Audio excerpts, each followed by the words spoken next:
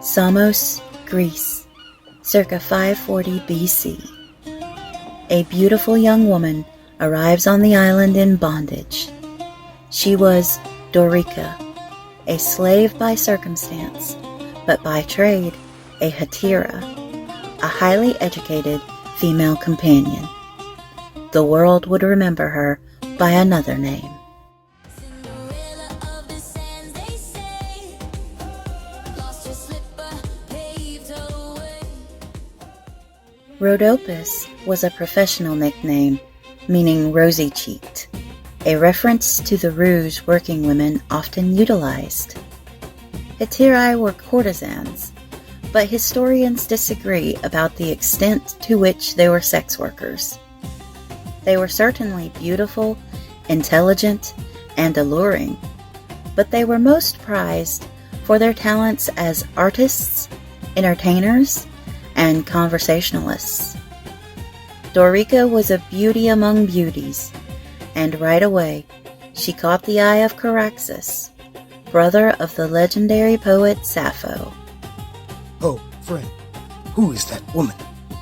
They call her Rhodopis. She's a hetera. She should be at the symposium tonight. Heterae would have been some of the only women invited to the symposium, which was the after-dinner drinking and conversation Greek men enjoyed following meals.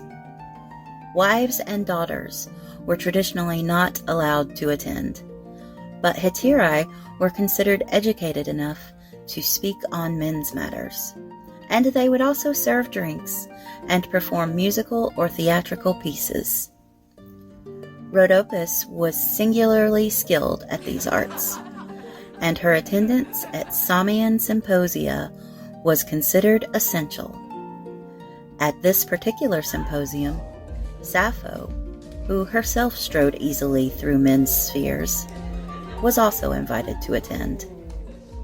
Caraxus, I fear you've made a handprint in that goblet. She's charming, no doubt, but charm is a cheap coin. Think of our father and have some dignity, brother. She's just a hetera. I fear she's more than that. Perhaps she is an enchantress. Caraxus was indeed under Rhodopis' spell. He followed her through the streets of Samos, her name echoing in his heart like a prayer. Rhodopis, Rhodopis, Rhodopis. His breath deserted him any time he caught her gaze, but it was clear she didn't feel the same about him. As lucrative a possession as she was, Rhodopis' owner, a man named Iadman of Samos, found himself mired in debts, and he was forced to sell her. Another Samian, a certain Xanthes, became her new master, and took her with him to the Greek-controlled Egyptian port of Naucratis. Caraxus was stricken by her sudden departure, and elected to take control of the family shipping business, giving him access to a ship and an excuse to use it. During the reign of Akhmos II, Rhodopis arrived in her strange new country, and went to work plying her trade for her new master.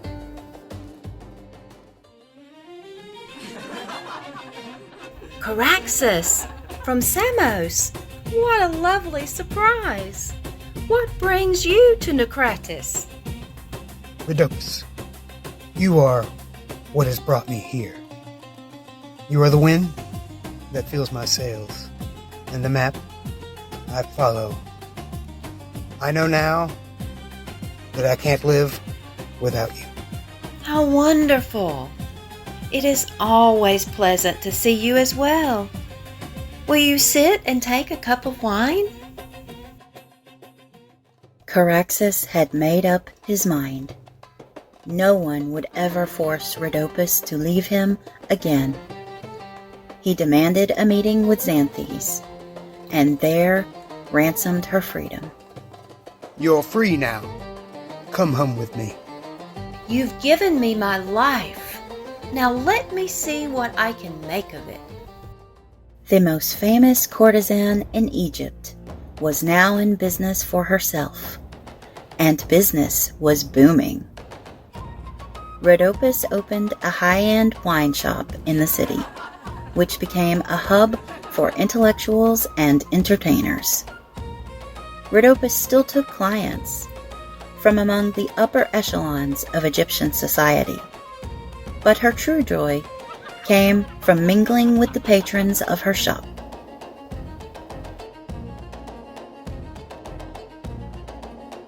Steadily, Rhodopis began building her empire. She became the most successful businesswoman in Naucratis, accruing gold and acquiring property as shrewdly as any marketplace tycoon. After several years, she even tithed a tenth of her fortune to the Temple of Delphi, commissioning a set of grand iron spits for the roasting of ceremonial oxen. This donation would be noted in the temple 100 years later by Herodotus. Rhodopis' name was whispered in the streets with a mixture of awe and apprehension, which only intensified with the publication of Sappho's new poem. A certain woman of loose morals. Says she robbed Caraxes and shamed the family. My lady, the scroll you requested has arrived. A copy of Sappho's latest poem. May Dorica find you most bitter, Aphrodite, and may she not boast, saying she came the second time to longed for love. Orpheus, keep my dear friend Sappho, torn apart by misconception of my heart. Lose her not in the Hades of filial duty, but lead her back to your song. She walks like a fire, but she's cold as ice. Every step she takes comes with a price. Gather round, children, and I'll tell you the tale of the beautiful Rhodopis, who captured the hearts of lords and kings. But 500 years later, just around the start of the Common Era, the story had evolved. Now, Rhodopis was a beautiful servant whose master gifted her a pair of golden sandals in honor of her gift of dance. One day, as she was bathing in the Nile, the envious other servants stole her fine sandals. The god Horus, in the form of a hawk, snatched one of the sandals away and dropped it in the lap of Pharaoh. Pharaoh, recognizing the sign from Horus, vowed to make the owner of the sandal his queen, and he scoured the land until he found and wed the enchanting but humble girl. As time went on, the story of Rhodopis traveled along with the people telling it, shifting and gathering embellishments as it was told from the perspective of different storytellers and cultures. In the Far East, Horus became a magic fish who granted wishes. In Northern Europe, where it was cold most of the year, the persecuted heroine met the handsome ruler at church. And in continental Europe, the most familiar version emerged, in which Cinderella meets Prince Charming with the help of her fairy godmother, and he finds her again by tracing the owner of a delicate glass slipper. But unlike the dainty damsels in those tales, Rhodopis lived happily ever after, without a prince to contain her. Do you ever regret not marrying Caraxes? I regret nothing that left me free.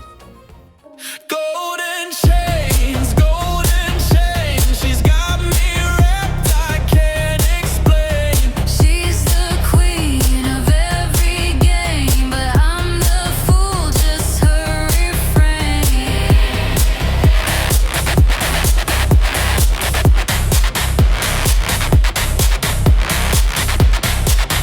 see his eyes.